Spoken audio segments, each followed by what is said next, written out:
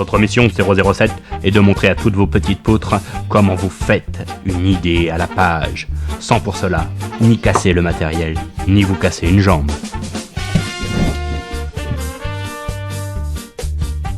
Tout commence par une idée. Ah, une idée. Ensuite vient une longue période de réflexion. Ça va bien et toi ? Mon premier jet se fait toujours à l'extérieur, parce que pour parler du monde, il faut mieux le côtoyer. Ensuite, je lis, et je relis, et je re-relis, pour vraiment être sûr. Et quand j'ai un doute, surtout un doute que ma pensée soit comprise, je fais appel au vagabond. Bonjour.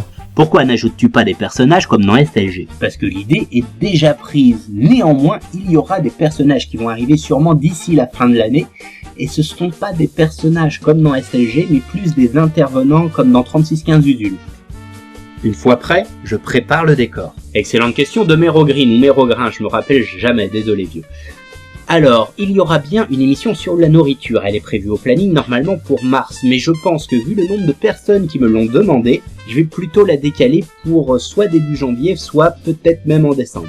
Côté matériel, je travaille essentiellement avec un Canon 5D Mark III, avec un objectif Canon de 24-105 que j'ai acheté pour le boulot et dont je me sers aussi à titre personnel, et que j'ai jumelé avec un micro Rode dont j'ai totalement oublié la référence, et ces petits accessoires qui vont avec. Pour l'extérieur, j'ai un autre objectif en 75-300, mais j'utilise le plus souvent ma GoPro, celle qui est là, permettant de faire des plans assez sympathiques, et l'avantage c'est que le son, comme vous l'entendez, est plutôt bon et ça m'évite de faire trop de retouches. Côté lumière, je travaille avec 5 lampes parapluies, dont 3 en lumière neutre et 2 en lumière plus chaude, plus chaleureuse. Question de moi-même, pourquoi y a-t-il toujours une résonance au niveau de ma voix ?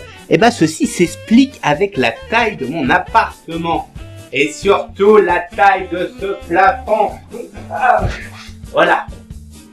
J'ai plus de 3,20 m de plafond, donc forcément j'ai une résonance. Et comme je compte pas mettre une bâche pour la couper, tant que j'aurai pas déménagé, on aura cette résonance. Connaissant la vraie différence, je dirais les deux, ça dépend si j'ai envie d'une pâte feuilletée ou pas. Côté PC, j'ai une tour assemblée moi-même il y a 3 ans permettant de faire de la 3D en temps réel. Bon, aujourd'hui c'est plus réellement le cas, mais la tour reste toujours très très bonne, surtout juste pour faire du montage et des effets sous After Effects. Et bah comme vous l'aurez compris, j'utilise le pack Adobe, le 16.